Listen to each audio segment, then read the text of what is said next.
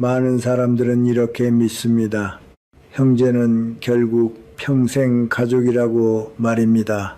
어떤 일이 있어도 세월이 아무리 흘러도 형제만큼 가까운 사람은 없다고 생각합니다. 하지만 인생을 오래 살아보면 조금 다른 장면을 보게 됩니다.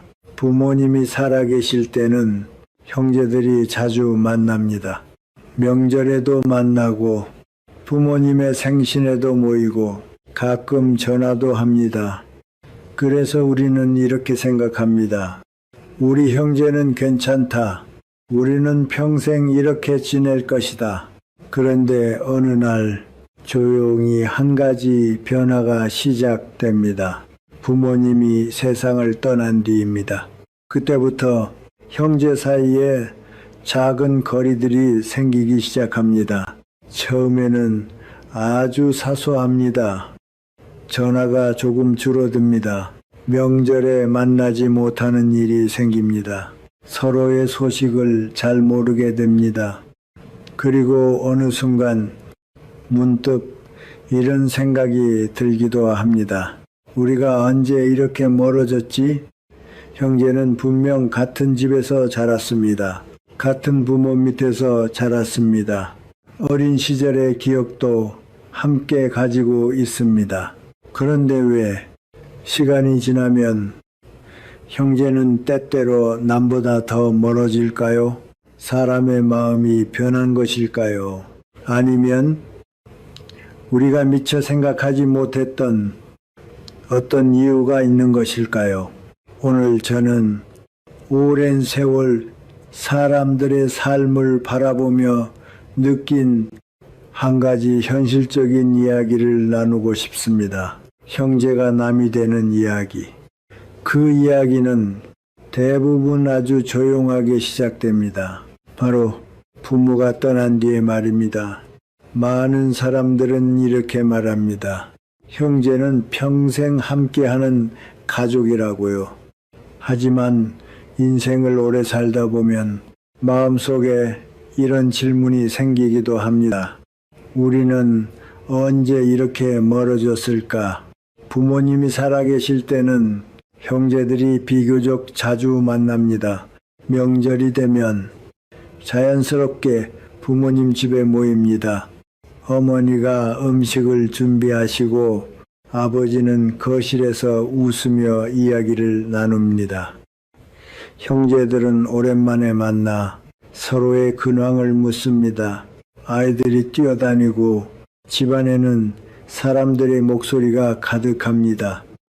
그때는 형제 관계가 당연한 것처럼 느껴집니다. 늘 그렇게 이어질 것처럼 느껴집니다. 그런데 어느 날 부모님이 세상을 떠나고 나면 조금씩 풍경이 달라지기 시작합니다. 명절이 되어도 예전처럼 한 집에 모이지 않습니다. 누군가는 여행을 가고 누군가는 바쁘다고 말합니다. 전화도 점점 줄어듭니다. 예전에는 부모님을 통해 형제 소식을 들었습니다. 동생이 요즘 많이 바쁘다더라. 형이 건강이 조금 안 좋다더라. 하지만 부모님이 계시지 않으면 그 소식조차 들을 길이 없어집니다. 그래서 어느 날 형제의 소식을 다른 사람에게서 듣기도 합니다.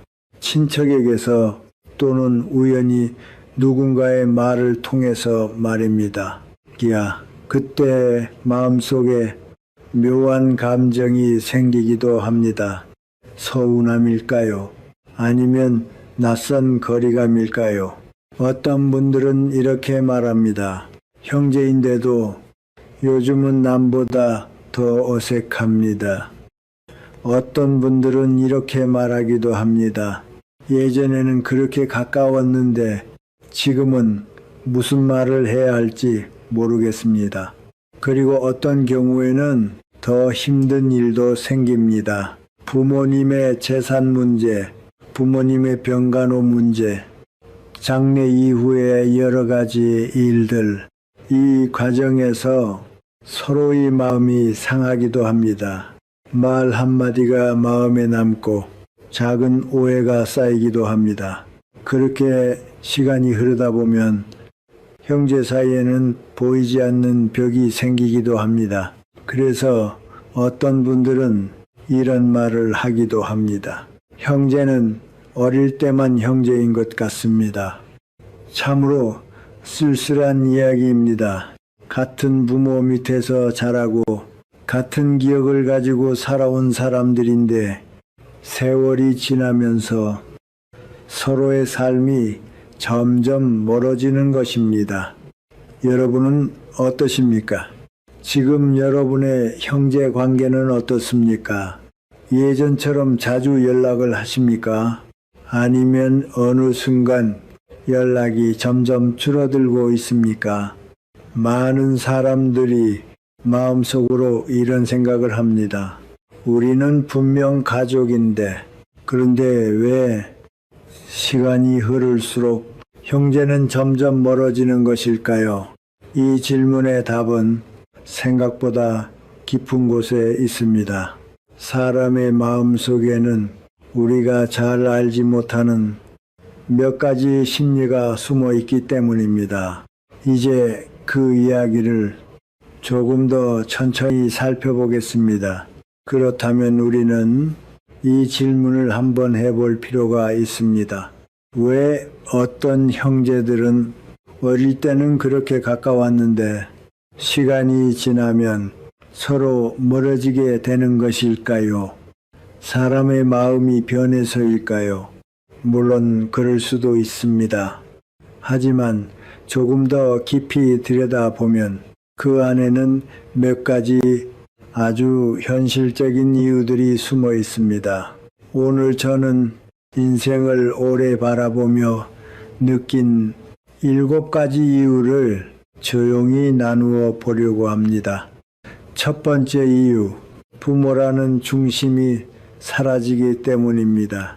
많은 가정에서 부모님은 가족의 중심입니다. 명절에 모이는 이유도 부모님이 계시기 때문입니다. 형제들이 서로 연락하는 것도 부모님이 계시기 때문입니다. 어머니는 종종 형제들의 안부를 전해주십니다. 아버지는 가끔 형제들에게 전화를 하십니다. 그렇게 부모님은 가족을 이어주는 중심이 됩니다. 하지만 부모님이 떠나고 나면 그 중심이 사라집니다. 그리고 그 순간 형제 관계는 조금 다른 모습이 되기 시작합니다. 우리는 왜 만나야 할까? 예전에는 이 질문을 할 필요가 없었습니다. 하지만 부모님이 떠난 뒤에는 그 질문이 조용히 나타나기 시작합니다. 두 번째 이유, 각자의 삶이 너무 달라지기 때문입니다. 어릴 때 형제는 같은 집에서 살았습니다. 같은 밥을 먹고 같은 공간에서 자랐습니다. 하지만 시간이 지나면 각자의 삶이 시작됩니다. 누군가는 다른 도시로 떠납니다. 누군가는 사업을 시작합니다. 누군가는 직장을 옮깁니다. 경제적인 상황도 달라집니다. 어떤 형제는 여유가 있고 어떤 형제는 어려움을 겪습니다. 이렇게 삶의 환경이 달라지면 대화의 주제도 달라집니다. 예전에는 몇 시간이고 이야기하던 형제들이 어느 순간 무슨 이야기를 해야 할지 조금 어색해지기도 합니다. 이것은 누가 잘못해서 생긴 일이 아닙니다. 인생의 길이 서로 다른 방향으로 흐르기 때문입니다. 세 번째 이유, 어린 시절의 감정이 남아있기 때문입니다. 사람의 마음에는 오래된 기억이 남아있습니다. 특히 어린 시절의 기억은 생각보다 깊이 남아있습니다. 예를 들어 이런 감정이 있을 수 있습니다. 부모님은 형을 더 좋아하셨다. 동생은 항상 더 많은 관심을 받았다. 어릴 때는 그 감정을 깊이 생각하지 않습니다. 하지만 시간이 지나고 부모님이 떠난 뒤에는 그 감정이 다시 떠오르기도 합니다. 특히 중요한 순간에 그 감정이 드러납니다. 예를 들어 부모님의 재산 문제, 부모님의 병간호 문제, 이런 상황에서 오래된 감정이 조용히 올라오기도 합니다. 그래서 어떤 형제들은 이렇게 말합니다. 사실 마음속에 서운함이 조금 있었습니다. 네 번째 이유, 자신의 가족이 더 중요해지기 때문입니다. 사람은 나이가 들수록 삶의 중심이 바뀝니다. 젊었을 때는 형제가 가장 가까운 가족처럼 느껴질 수도 있습니다. 하지만 시간이 지나면 배우자와 자녀가 삶의 중심이 됩니다. 그들을 돌보는 것이 가장 중요한 책임이 됩니다. 그래서 자연스럽게 시간과 마음이 그쪽으로 향하게 됩니다. 이것은 차가운 마음 때문이 아닙니다. 그저 인생의 구조가 그렇게 변하기 때문입니다. 다섯 번째 이유, 상속 문제입니다. 아주 현실적인 이야기입니다. 많은 형제 관계가 상속 문제로 멀어집니다. 부모님의 재산은 단순한 돈의 문제가 아닙니다. 그 안에는 공정함에 대한 감정이 있습니다. 누가 더 받았는가? 누가 부모님을 더 돌봤는가? 이런 질문들이 형제들의 마음을 복잡하게 만듭니다. 작은 차이가 큰 감정으로 이어지기도 합니다. 그래서 어떤 형제들은 이 문제로 인해 오랜 시간 마음이 멀어지기도 합니다. 여섯 번째 이유, 배우자와의 갈등입니다. 형제 사이에는 문제가 없을 수도 있습니다. 하지만 때로는 다른 사람이 관계에 영향을 줍니다. 바로 배우자입니다. 형수, 제수 또는 매형과 제부, 서로 다른 환경에서 자란 사람들이 한 가족이 되면서 작은 오해가 생기기도 합니다. 말 한마디가 마음에 남기도 합니다. 이런 일들이 쌓이면은 형제 사이에도 조용한 거리가 생기기도 합니다. 일곱 번째 이유, 시간이 지나며 연락이 끊어지기 때문입니다. 어떤 형제들은 큰 갈등이 없습니다. 싸운 일도 없습니다. 그런데도 점점 멀어집니다. 왜 그럴까요? 아주 단순한 이유입니다. 연락이 줄어들기 때문입니다. 처음에는 조금 바쁘다고 생각합니다. 그러다가 몇 달이 지나고 몇 년이 지나기도 합니다. 그리고 어느 날 문득 깨닫습니다. 우리가 꽤 오랫동안 연락하지 않았구나. 관계는 특별한 사건이 없어도 멀어질 수 있습니다. 그저 시간이 지나면서 조용히 멀어지기도 합니다. 이렇게 생각해 보면 형제가 멀어지는 이유는 아주 복잡한 것이 아닐지도 모릅니다. 인생의 흐름 속에서 자연스럽게 생기는 변화일 수도 있습니다. 하지만 여기서 한 가지 중요한 질문이 남습니다. 그렇다면 우리는 형제 관계를 어떻게 바라봐야 할까요? 그리고 어떤 마음으로 그 관계를 지켜가야 할까요? 이제 그 이야기를 조금 더 깊이 생각해 보겠습니다. 형제가 멀어지는 이야기를 들으면 많은 사람들은 마음이 조금 무거워집니다. 그래도 형제인데 왜 그렇게까지 멀어져야 할까? 이 질문은 아주 자연스러운 질문입니다. 우리 마음속에는 어떤 믿음이 있기 때문입니다. 가족은 평생 함께해야 한다는 믿음입니다. 하지만 인생을 오래 바라보면 조금 다른 진실도 보이기 시작합니다. 사람과 사람의 관계는 생각보다 아주 조용하게 변합니다. 친구도 그렇습니다. 오래 함께했던 친구가 어느 순간 멀어지는 일도 있습니다. 직장 동료도 그렇습니다. 매일 만나던 사람들이 어느 날 서로 다른 길을 걷게 됩니다. 형제 관계도 사실은 크게 다르지 않습니다.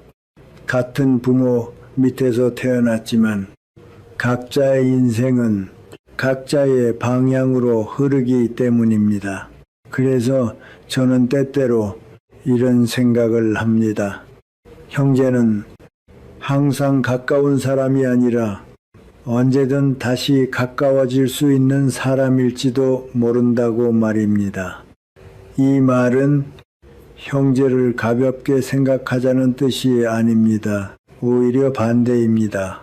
형제라는 관계를 조금 더 현실적인 눈으로 바라보자는 이야기입니다. 우리는 종종 가족에게 너무 많은 기대를 합니다. 형제라면 늘 이해해 줄 것이라고 생각합니다. 형제라면 언제나 같은 마음일 것이라고 믿습니다. 하지만 사람은 각자의 삶을 살아가는 존재입니다. 같은 부모에게서 태어났다고 해서 같은 생각을 하며 살아갈 수는 없습니다. 그래서 때때로 관계가 조금 멀어질 수도 있습니다. 그것이 반드시 누군가의 잘못 때문은 아닙니다. 그저 인생의 흐름이 그렇게 흘러갈 때도 있는 것입니다. 중요한 것은 거리를 어떻게 바라보느냐입니다. 어떤 사람들은 그 거리를 원망으로 바라봅니다. 왜 나에게 연락하지 않을까? 왜 나를 이해하지 못할까? 하지만 다른 시선도 있습니다. 형제는 인생의 긴 시간 속에서 서로 다른 길을 걷는 동행자일 수도 있습니다. 가끔 멀어졌다가 또 어느 날 가까워질 수도 있는 관계입니다. 그래서 저는 형제 관계에서 가장 중요한 것은 의무가 아니라 마음이라고 생각합니다. 억지로 붙잡는 관계는 오래 가지 않습니다. 하지만 마음속에 작은 따뜻함이 남아있다면 그 관계는 완전히 사라지지 않습니다. 아주 오랜 시간이 지나도 어느 날 다시 이어질 수 있습니다. 인생을 돌아보면 관계라는 것은 참 신기합니다. 늘 가까운 사람도 있고 멀어졌다가 다시 가까워지는 사람도 있습니다. 형제도 그런 관계 가운데 하나일지 모릅니다. 그래서 저는 이렇게 묻고 싶습니다. 여러분에게 형제란 어떤 존재입니까? 어릴 적 기억을 함께 가진 사람일까요? 아니면 지금도 마음속에서 조용히 이어져 있는 인연일까요? 이 질문을 한번 천천히 생각해 보시기를 바랍니다. 그리고 한 가지를 기억해 두면 좋겠습니다. 형제 관계는 운명처럼 주어지는 것이 아니라 어쩌면 우리가 살아가며 조금씩 만들어가는 관계일지도 모른다는 사실을 말입니다. 이제 우리는 한 가지 중요한 이야기를 해야 합니다. 그렇다면 형제 관계를 조금 더 건강하게 지키기 위해서는 어떤 마음과 태도가 필요할까요? 인생을 오래 살아본 사람의 눈으로 볼 때 몇 가지 작은 방법들이 있습니다. 이제 그 이야기를 차분히 나눠보겠습니다. 그렇다면 우리는 형제 관계를 어떻게 지켜야 할까요? 형제는 억지로 붙잡는다고 해서 가까워지는 관계는 아닙니다. 하지만 작은 마음과 행동이 관계를 오래 이어주기도 합니다. 인생을 오래 바라보며 느낀 것은 형제 관계에도 몇 가지 중요한 태도가 필요하다는 사실입니다. 지금부터 그 몇 가지를 함께 생각해 보겠습니다. 첫 번째 방법, 부모가 살아계실 때 형제 관계를 만들어야 합니다. 많은 사람들이 형제 관계를 이렇게 생각합니다. 형제니까 당연히 평생 이어질 것이다. 하지만 사실은 그렇지 않습니다. 형제 관계도 시간을 들여 만들어야 하는 관계입니다. 특히 중요한 시기는 부모님이 살아계실 때입니다. 그때 형제끼리 따로 연락을 하기도 하고 가끔 만나기도 해야 합니다. 부모님이 중심이 되어 형제가 모이는 것과 형제끼리 스스로 관계를 이어가는 것은 완전히 다른 이야기입니다. 부모님이 계실 때 형제 관계를 조금 더 따뜻하게 만들어 두면 훗날 그 관계가 쉽게 끊어지지 않습니다. 두 번째 방법, 재산 문제는 가능한 한 명확하게 해야 합니다. 많은 형제 관계가 재산 문제로 멀어집니다. 이것은 슬픈 일이지만 현실에서 매우 자주 일어나는 일입니다. 부모님의 재산은 단순한 돈의 문제가 아닙니다. 그 안에는 공정함에 대한 감정이 들어 있습니다. 누가 더 받았는가? 누가 더 희생했는가? 이런 생각이 사람의 마음을 복잡하게 만듭니다. 그래서 재산 문제는 가능하면 감정이 깊어지기 전에 명확하게 이야기하는 것이 좋습니다. 투명함은 관계를 지켜주는 힘이 됩니다. 세 번째 방법, 먼저 연락하는 사람이 관계를 지킵니다. 많은 사람들이 이렇게 생각합니다. 왜 항상 내가 먼저 연락해야 할까? 하지만 관계라는 것은 누군가 먼저 손을 내밀 때 이어지는 경우가 많습니다. 전화 한 통, 짧은 메시지 하나, 이 작은 행동이 생각보다 큰 의미가 됩니다. 형제 관계도 마찬가지입니다. 기다리는 사람보다 먼저 연락하는 사람이 관계를 오래 이어갑니다. 네 번째 방법, 형제를 이해하려고 노력해야 합니다. 형제라고 해서 항상 같은 생각을 하는 것은 아닙니다. 각자의 삶이 다르고 각자의 고민이 다릅니다. 그래서 때로는 서로를 이해하기 어려울 때도 있습니다. 하지만 한 가지를 기억하면 좋겠습니다. 형제는 낯선 사람이 아니라 같은 시간을 지나온 사람입니다. 같은 부모를 기억하고 같은 어린 시절을 기억하는 사람입니다. 그 기억을 떠올리면 마음이 조금 부드러워질 때가 있습니다. 다섯 번째 방법, 기대를 조금 내려놓는 것입니다.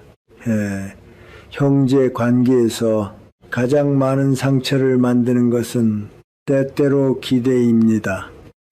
형제라면 이렇게 해야 한다. 형제라면 나를 이해해야 한다. 이런 기대가 커질수록 실망도 커집니다. 그래서 때로는 조금 다른 마음이 필요합니다. 형제는 내 삶을 책임져야 하는 사람이 아닙니다. 그저 인생을 함께 지나온 특별한 인연일 뿐입니다. 기대를 조금 내려놓으면 관계는 오히려 편안해집니다. 인생을 돌아보면 관계는 참 섬세한 것입니다. 작은 말 한마디가 사람을 멀어지게 하기도 하고 작은 배려 하나가 오랜 관계를 지켜주기도 합니다. 형제관계도 마찬가지입니다. 아주 거창한 것이 필요한 것은 아닙니다. 가끔 안부를 묻고 서로의 삶을 존중하고 조금 더 따뜻하게 바라보는 마음. 어쩌면 그것이면 충분할지도 모릅니다. 이제 마지막으로 형제 관계에 대해 꼭 드리고 싶은 이야기를 천천히 정리해 보겠습니다. 인생을 오래 살다 보면 많은 관계를 만나게 됩니다. 친구도 있고 동료도 있고 스쳐 지나가는 인연들도 있습니다. 그 많은 관계 속에서 형제라는 존재는 조금 특별한 위치에 있습니다. 우리는 선택해서 형제를 만난 것이 아닙니다. 같은 부모 아래에서 같은 시간을 보내며 자연스럽게 형제가 되었습니다. 어릴 때는 그 사실을 깊이 생각하지 않습니다. 형제는 그저 항상 곁에 있는 사람처럼 느껴집니다. 하지만 시간이 지나고 각자의 삶을 살아가다 보면 우리는 조금씩 깨닫게 됩니다. 형제라는 관계도 노력 없이 계속 이어지는 것은 아니라는 사실을 말입니다. 부모님이 계실 때는 가족이라는 중심이 있었습니다. 그 중심이 형제들을 자연스럽게 이어주었습니다. 하지만 부모님이 떠난 뒤에는 형제 관계가 조금 다른 의미를 갖게 됩니다. 이제는 누군가가 만들어주는 관계가 아니라 우리가 스스로 이어가야 하는 관계가 됩니다. 그래서 어떤 형제들은 점점 멀어지기도 합니다. 그리고 또 어떤 형제들은 오히려 더 깊은 관계로 이어지기도 합니다. 그 차이는 아주 큰 것에서 시작되지 않습니다. 대부분 아주 작은 마음에서 시작됩니다. 가끔 안부를 묻는 마음, 서로의 삶을 존중하는 마음, 그리고 조금 더 이해하려는 마음, 그 마음이 형제 관계를 오래 지켜줍니다. 인생의 어느 순간 우리는 문득 깨닫게 됩니다. 형제라는 존재는 늘 가까이 있지는 않지만 세월이 흘러도 마음속 어딘가에 남아있는 특별한 인연이라는 사실을 말입니다. 그래서 오늘 여러분께 한 가지 질문을 드리고 싶습니다. 여러분은 요즘 형제와 얼마나 자주 연락하고 계십니까? 혹시 바쁘다는 이유로 오랫동안 연락하지 못하고 계시지는 않습니까? 만약 그렇다면 오늘 이 영상을 본 김에 짧은 메시지 하나라도 보내보시는 것은 어떨까요? 잘 지내고 있니? 그 한 문장이 생각보다 따뜻한 마음을 다시 이어줄지도 모릅니다. 그리고 마지막으로 여러분의 이야기도 댓글로 들려주시면 좋겠습니다. 여러분은 형제와 지금도 가까이 지내고 계십니까? 아니면 시간이 지나면서 조금 멀어지게 되었습니까? 여러분의 경험과 생각을 댓글로 나누어 주시면 많은 분들에게도 깊은 공감이 될 것입니다. 오늘도 끝까지 함께 해주셔서 진심으로 감사합니다. 여러분의 하루가 조금 더 따뜻해지기를 바랍니다.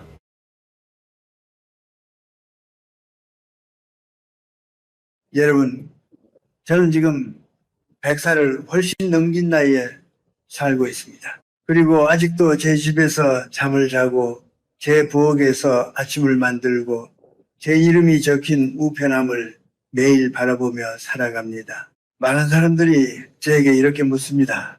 김영석 교수님, 어떻게 그렇게 오래 혼자 사실 수 있었습니까? 솔직히 말씀드리겠습니다. 제가 특별히 강한 사람이라서도 아니고 운이 좋아서도 아닙니다. 다만 한 가지를 일찍 깨달았을 뿐입니다. 사람이 요양원에 가게 되는 순간은 어느 날 갑자기 들이닥치는 사고나 병원에서 시작되는 것이 아니라는 사실입니다. 그것은 훨씬 더 조용한 곳에서 시작됩니다. 오늘은 귀찮아서 외출을 미루고 내일은 비가 와서 사람 만나는 약속을 취소하고 그 다음에는 이 정도는 누가 대신 해주겠지 하고 결정을 넘기기 시작합니다. 이렇게 삶은 아주 조금씩 아무도 모르게 그리고 무엇보다 자기 자신도 모르게 작아지기 시작합니다. 저는 오랜 세월 살면서 그 모습을 수없이 보았습니다. 분명히 건강했고 분명히 자기 집에서 잘 살던 분들이 어느 날 갑자기 삶의 주인이 아닌 사람이 되어버리는 순간을 말입니다. 그래서 저는 제 인생에 아주 단순한 규칙 5가지를 만들었습니다. 크지 않습니다. 거창하지도 않습니다. 하지만 이 5가지가 제가 100살이 넘은 지금까지도 제 삶을 제 손으로 지키며 살게 해준 이유입니다. 어쩌면 여러분의 노년을 완전히 바꿀 수도 있는 이야기입니다. 영상 끝까지 함께 들어보시겠습니까?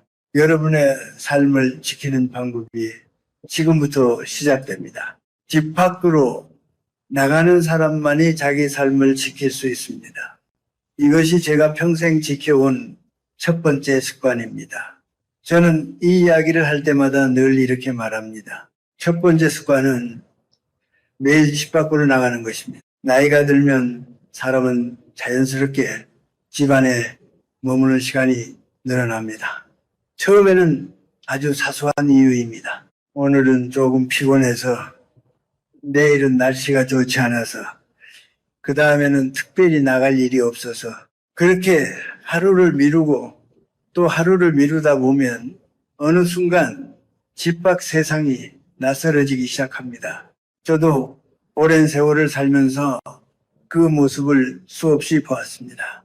제가 오래 살았던 동네에도 늘 아침이면 동네 가게까지 천천히 걸어가던 이웃이 있었습니다. 특별한 일이 있는 것도 아니었습니다. 그저 빵을 하나 사고 가게 주인과 날씨 이야기를 조금 나누고 다시 집으로 돌아오는 평범한 하루였습니다. 그런데 어느 날부터 그분이 보이지 않았습니다. 처음에는 일주일 정도였습니다. 그러다가 한 달이 지나고 결국 그분은 더 이상 집 밖으로 나오지 않게 되었습니다. 이유는 특별하지 않았습니다. 다리가 조금 약해졌기 때문이었습니다. 하지만 더 큰 이유는 따로 있었습니다.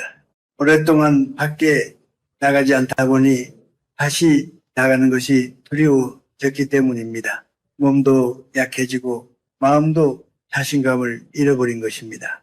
결국 그분은 몇 해가 지나지 않아 집을 떠나야 했습니다. 스스로 떠난 것이 아니라 더 이상 혼자 살 수 없게 되었기 때문이었습니다. 그 모습을 보면서 저는 한 가지를 분명히 깨달았습니다. 사람의 독립은 어느 날 갑자기 사라지는 것이 아니라는 사실입니다. 아주 조용히 그리고 아주 천천히 사라집니다. 그래서 저는 스스로에게 아주 단순한 규칙을 만들었습니다. 몸이 완전히 건강해서가 아닙니다. 특별한 일이 있어서도 아닙니다. 제가 서 있을 수 있는 날이라면 저는 반드시 집 밖으로 나갑니다. 멀리 갈 필요도 없습니다. 빠르게 걸을 필요도 없습니다. 그저 골목 끝까지 천천히 걸어갔다가 다시 돌아오는 것만으로도 충분합니다. 그것은 운동을 위해서라기보다 제 자신에게 말해주기 위한 행동입니다. 나는 아직 여기 있다. 나는 아직 내 삶을 살고 있다. 나이가 들수록 세상은 점점 우리를 집 안으로 밀어넣으려 합니다. 하지만 우리가 스스로 문을 열고 밖으로 나가는 한 우리의 삶은 아직 우리 곁에 남아 있습니다. 여러분은 어떻습니까? 요즘도 매일 집 밖 공기를 마시고 계십니까? 아니면 어느 날부터인가 세상이 조금 멀어지기 시작했습니까? 이 질문을 한 번쯤 스스로에게 해보셨으면 합니다. 왜냐하면 사람의 삶이 작아지기 시작하는 첫 번째 순간은 바로 그 문을 열지 않는 날이기 때문입니다. 그리고 제가 평생 지켜온 두 번째 습관은 바로 여기에서 이어집니다. 사람은 집 안에서만 사라지는 것이 아닙니다. 사람의 목소리가 사라질 때도 삶은 조용히 작아지기 시작합니다. 사람은 집 안에만 오래 머물면 사라지기 시작합니다. 그러나 더 조용하고 더 빠르게 사람을 사라지게 만드는 것이 있습니다. 두 번째 습관, 매일 누군가와 목소리로 대화하는 삶입니다. 제가 긴 세월을 살면서 가장 크게 느낀 변화 가운데 하나는 집의 소리였습니다. 젊은 시절에는 집안에 늘 소리가 있었습니다.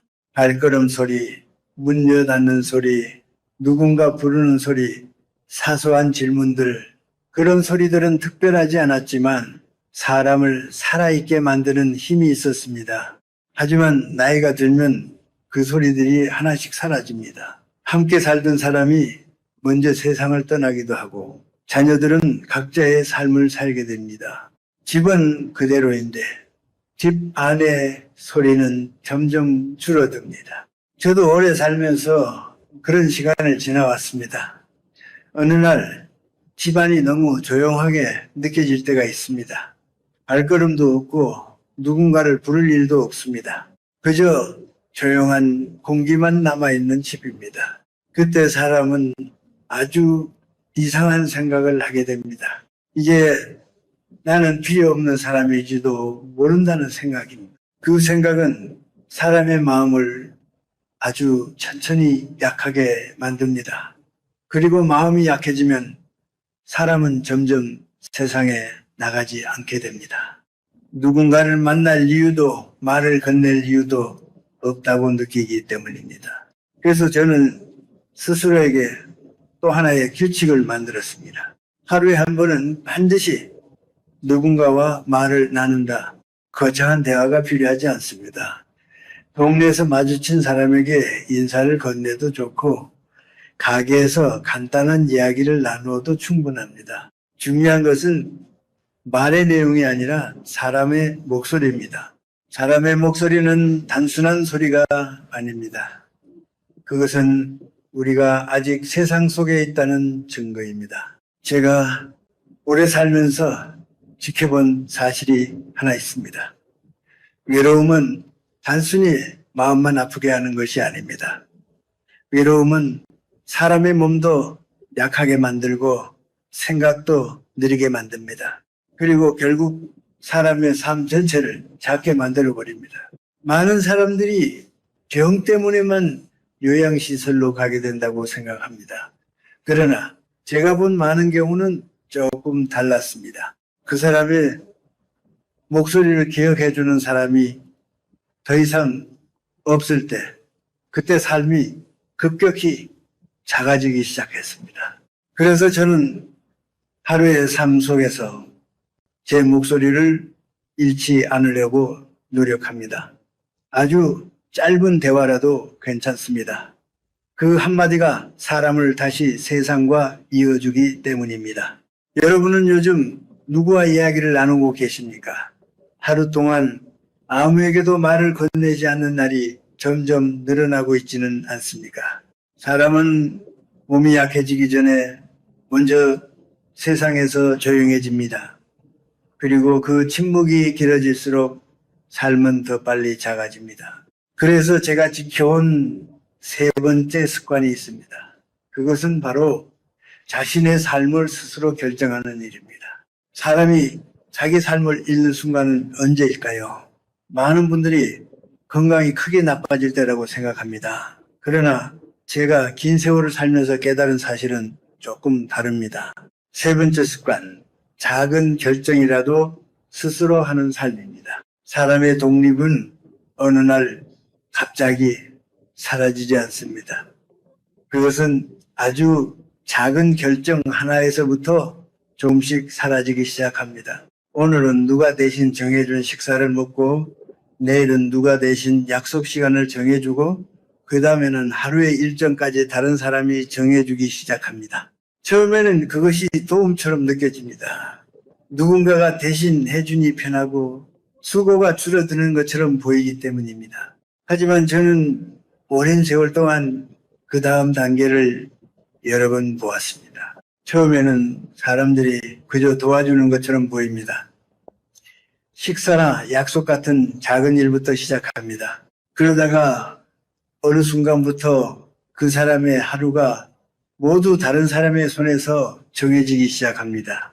그리고 그때부터 그 사람의 삶은 조금씩 달라집니다. 스스로 선택하는 사람이 아니라 관리되는 사람이 되어갑니다. 제가 젊은 시절부터 알고 지내던 한 분이 있었습니다.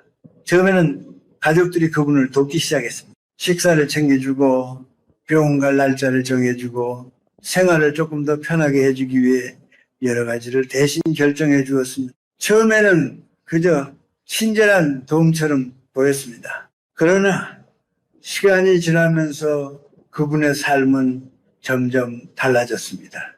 무엇을 먹을지, 어디에 갈지, 언제 쉴지까지 모두 다른 사람이 정했습니다. 그분은 점점 말이 줄어들었고 결국 자신의 삶에 대해 의견을 말하지 않게 되었습니다.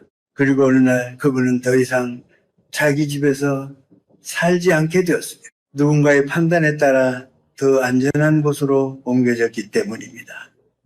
그분은 반대하지 않았습니다. 싸우지도 않았습니다. 그때쯤에는 이미 자신의 삶을 스스로 결정하는 힘을 잃어버렸기 때문입니다. 저는 그 모습을 보며 한 가지를 분명히 깨달았습니다. 독립은 하루에 한 번씩 조금씩 넘겨주는 결정들 속에서 사라진다는 사실입니다. 그래서 저는 스스로에게 약속했습니다. 제가 언제 일어날지, 무엇을 먹을지, 어디에 갈지, 하루를 어떻게 보낼지 이런 사소한 것들은 반드시 제가 결정합니다. 가끔은 다른 사람이 대신 정해주면 더 편할 때도 있습니다. 하지만 편함은 때때로 자유를 가장 조용하게 빼앗아가는 길이 되기도 합니다. 여러분은 어떻습니까? 요즘 여러분의 하루는 누가 정하고 있습니까? 여러분 자신입니까? 아니면 누군가가 대신 정해주고 있습니까? 나이가 들수록 우리는 더 많은 도움을 받게 됩니다. 그것은 자연스러운 일입니다. 그러나 도움과 대신 결정하는 일은 서로 다른 이야기입니다. 삶을 지키고 싶다면 우리는 여전히 자기 삶의 저자가 되어야 합니다. 그저 하루를 따라가는 승객이 아니라 말입니다. 그리고 제가 지켜온 네 번째 습관은 바로 여기에서 이어집니다. 사람이 약해질 날을 미리 생각하고 준비하는 일입니다. 나이가 들면 누구나 한 번쯤 이런 생각을 하게 됩니다. 아직은 괜찮겠지. 아직 준비하지 않아도 되겠지. 그러나 제가 긴 세월을 살며 분명히 깨달은 사실이 있습니다. 네 번째 습관은 약해질 날을 미리 준비하는 삶입니다. 사람은 늙는 순간을 스스로 선택할 수 없습니다. 노화는 허락을 구하지 않습니다. 어느 날 갑자기 찾아오는 것도 아닙니다. 아주 천천히, 아주 조용하게 우리의 힘을 조금씩 가져갑니다. 어느 날 계단을 오르는 일이 예전보다 조금 힘들어집니다. 또 어느 날에는 균형을 잡는 일이 조금 어려워집니다. 그리고 또 어느 날에는 예전에는 아무 생각 없이 하던 일이 갑자기 조심스러워집니다. 많은 사람들은 이 변화를 보면서도 애써 외면합니다. 아직 괜찮다고 생각합니다. 준비하는 이야기를 꺼내는 것 자체를 피합니다. 집을 조금 더 안전하게 만드는 일도 미루고 중요한 기록을 정리하는 일도 뒤로 미룹니다. 왜냐하면 그런 준비를 하는 순간 자신이 늙어간다는 사실을 인정해야 하기 때문입니다. 그러나 저는 그렇게 생각하지 않았습니다. 저는 평생 철학을 가르치며 살아왔습니다. 그리고 긴 인생을 살며 한 가지를 배웠습니다.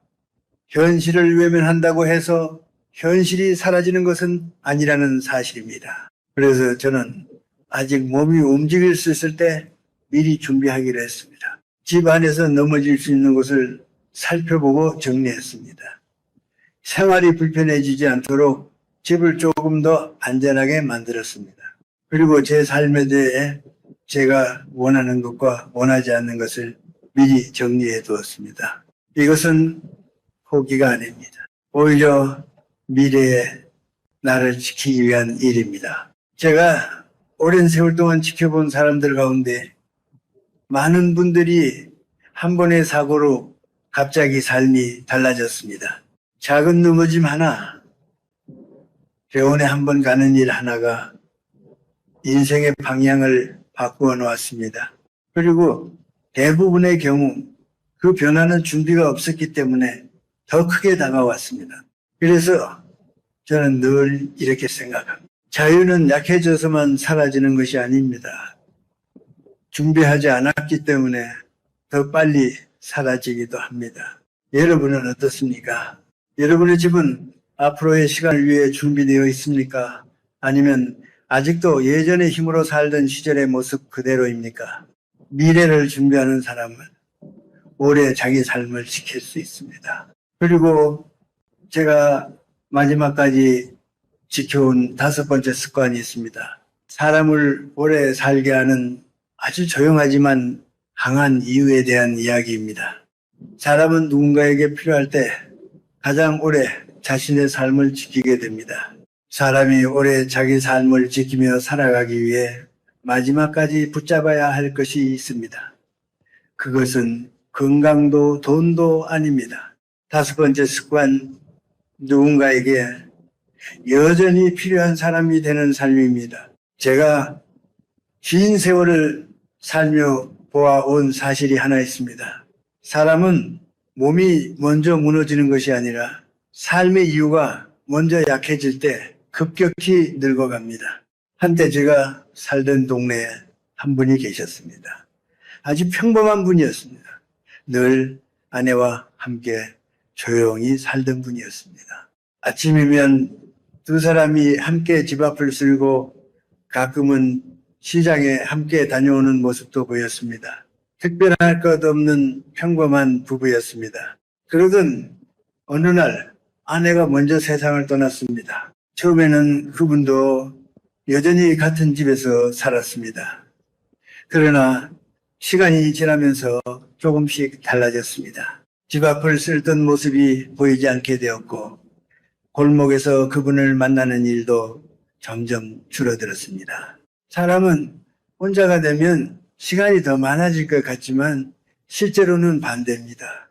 삶의 이유가 사라지면 하루가 길어지는 것이 아니라 하루를 살아갈 힘이 약해집니다. 그분에게는 더 이상 기다리는 사람이 없었습니다. 그분이 집에 하루 종일 있어도 누구도 그것을 알아차리지 않았습니다. 누군가 그분을 필요로 하는 순간이 점점 사라지고 있었던 것입니다. 그렇게 시간이 지나자 그분의 모습도 달라졌습니다. 예전보다 훨씬 늙어 보이기 시작했습니다. 그리고 얼마 지나지 않아 그 집에서 더 이상 그분을 볼 수 없게 되었습니다. 몸이 먼저 무너진 것이 아니라 삶의 목적이 먼저 사라졌던 것입니다. 그래서 저는 스스로에게 아주 조용한 약속을 했습니다. 누군가에게 필요한 사람으로 살아가자. 거창한 일이 아닙니다. 세상을 크게 바꾸는 일도 아닙니다. 작은 일이어도 충분합니다. 가끔 아이들에게 책을 읽어주기도 하고 이웃이 집을 비울 때 화분에 물을 주기도 하고 생일을 맞은 사람에게 안부를 전하기도 합니다. 이런 작은 일들은 대단한 일이 아닙니다. 하지만 이런 작은 일들이 우리에게 아주 중요한 것을 남겨줍니다. 아침에 일어나야 할 이유입니다. 사람은 누군가에게 여전히 의미가 있을 때 자기 삶을 포기하지 않습니다. 누군가가 자신을 기다리고 있다는 사실이 사람을 다시 하루 속으로 걸어가게 만듭니다. 여러분은 어떻습니까? 요즘 누군가가 여러분을 기다리고 있습니까? 여러분이 해주는 작은 일을 고마워하는 사람이 있습니까? 독립적인 삶은 힘만으로 유지되지 않습니다. 삶의 이유가 함께 있어야 오래 유지됩니다. 그리고 이제 마지막으로 제가 여러분께 꼭 드리고 싶은 이야기가 남아 있습니다. 제가 100살이 넘도록 자기 집에서 살아갈 수 있었던 진짜 이유에 대한 이야기입니다. 이제 마지막으로 제가 여러분께 꼭 드리고 싶은 이야기가 있습니다. 지금까지 말씀드린 5가지 습관의 의미를 다시 돌아보는 이야기입니다. 마지막 이야기. 삶은 우연히 지켜지는 것이 아니라 매일 지켜내는 것이라는 사실입니다. 저는 지금도 제 집에서 아침을 맞이합니다. 아침에 눈을 뜨면 익숙한 부엌이 있고 오래 앉아 책을 읽던 의자가 있습니다. 그 의자는 제 시간을 기억하고 있습니다. 많은 분들이 저에게 묻습니다. 어떻게 100살이 넘도록 자기 집에서 살아갈 수 있었느냐고 말해요. 저는 늘 같은 대답을 합니다. 제가 특별히 강한 사람이어서가 아니라고 말입니다. 저는 그저 제 삶이 조용히 사라지도록 내버려 두지 않았을 뿐입니다. 독립이라는 것은 어느 날 갑자기 얻어지는 것도 아니고 어느 날 갑자기 잃어버리는 것도 아닙니다. 그것은 아주 작은 행동들 속에서 조금씩 지켜집니다. 하루에 한 번 집 밖으로 나가는 일, 누군가와 목소리를 나누는 일, 작은 결정이라도 스스로 하는 일, 앞으로의 시간을 미리 준비하는 일, 그리고 누군가에게 여전히 필요한 사람으로 살아가는 일. 이 5가지는 거창한 일이 아닙니다. 누구나 할 수 있는 아주 작은 일들입니다. 그러나 이 작은 일들이 오래 쌓이면 삶은 쉽게 무너지지 않습니다. 여러분도 언젠가는 지금보다 더 나이가 들게 됩니다. 몸은 조금 느려질 수 있고 세상은 조용히 우리의 삶을 좁히려 할지도 모릅니다. 그러나 그때에도 우리는 스스로에게 물어볼 수 있습니다. 나는 아직 내 삶을 지키고 있는가?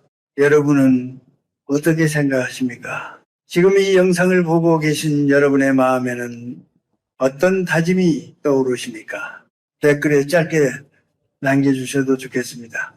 예를 들어 이런 말도 좋습니다. 오늘도 걸어봅니다. 끝까지 내 삶을 산다. 매일 한 걸음. 나의 삶은 내가 지킨다. 포기하지 않는다. 여러분의 한마디 다짐이 또 다른 누군가에게 큰 힘이 될 수도 있습니다. 그래서 저는 여러분께 한 가지 부탁을 드리고 싶습니다. 두려움이 찾아온 뒤에 움직이려고 하지 마십시오. 삶이 아직 여러분의 손안에 있을 때 지금부터 지켜가십시오. 왜냐하면 요양원은 그곳으로 옮겨가는 날 시작되는 것이 아니기 때문입니다. 그것은 우리가 어느 날부터인가 자유롭게 살아가는 일을 중요하게 생각하지 않게 되는 순간부터 이미 시작됩니다. 여러분의 삶은 지금도 여러분의 손안에 있습니다. 오늘 하루 아주 작은 행동 하나로 그 삶을 지켜보시기 바랍니다.